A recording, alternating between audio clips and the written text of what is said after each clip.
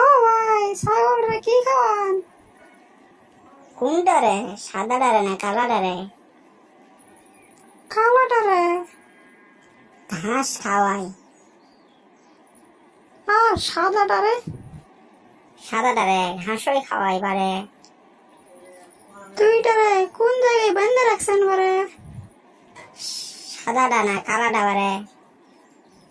সাদাটা। ওখানে বাইরে ঘরের কামদায় বাইন্দা রাখছে পারে। আর সাদাটা রে?